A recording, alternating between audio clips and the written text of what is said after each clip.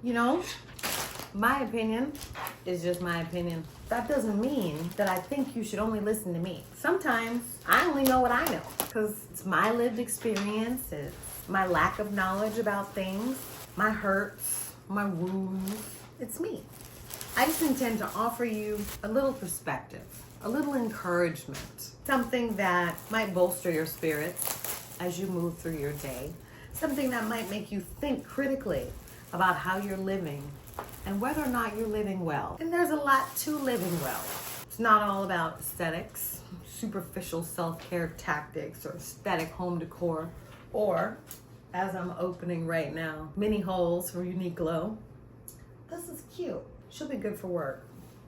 Everything looks so big and boxy. I guess it's appropriate because your girl's not as thin as she used to be. These look cute. Wide leg. They look tall. And I think I chose the regular, so hopefully they won't be too long on your little girl. But yeah, I want to encourage you, but you should always think for yourself. Always. This will be good for work too, no? She's a little heavier than I intended, but these are natural materials. I didn't buy anything this haul that is not cotton or linen. This is 100% linen. That's cute. They got the little button in there for you extra. Yeah.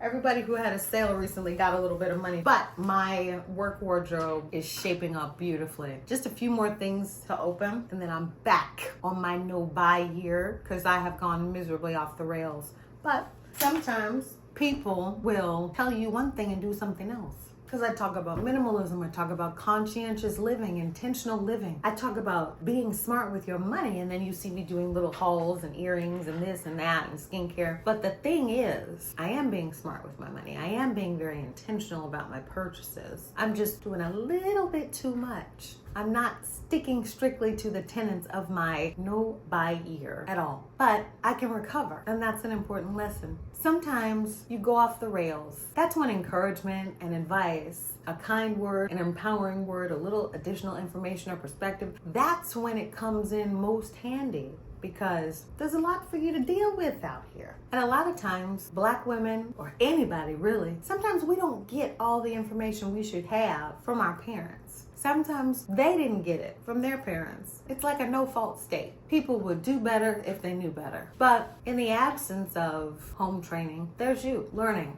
growing, patching things together from the little bits and bobs of information you find here, there, everywhere. And then there are lessons. Some you have to learn the hard way, unfortunately. But the key is not that it hurt, but that you recovered. That's the most important thing. It's not that you made a mistake. It's not that you put your foot wrong. It's not that you went in the wrong direction or you believed in the wrong person. It's that you learned from the lesson and you moved on with dignity. Because it's okay to fall off the wagon.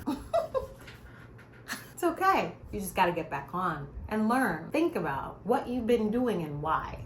Now, I had a good reason for all these hauls lately. I got a new short haircut, you know. Did I need new earrings? No, not necessarily. Do they look good with my short haircut? Absolutely, they do. And everything that I bought will be used. That's important because I think too often people buy things just to buy things. That's where intentional living comes in. That's where critical thinking comes in. Whether you're absorbing information off the internet or considering how your behavior right now fits into your long-term plans, even if you put your foot wrong, if you perceive a mistake or a misdirection or a new direction that may be a little bit better than the way you were going originally, it's all good. As long as you have a tenet of beliefs and behaviors that you don't compromise. Sometimes those come from the Bible or from God or your faith. Sometimes those come from your lived experience. Sometimes both. Doesn't matter. It's just that you stick to them when times get rough, when times are good, and you always remain open to learn new information and new perspectives. If you do that, well, I think you should be able to forgive the occasional haul. Yeah,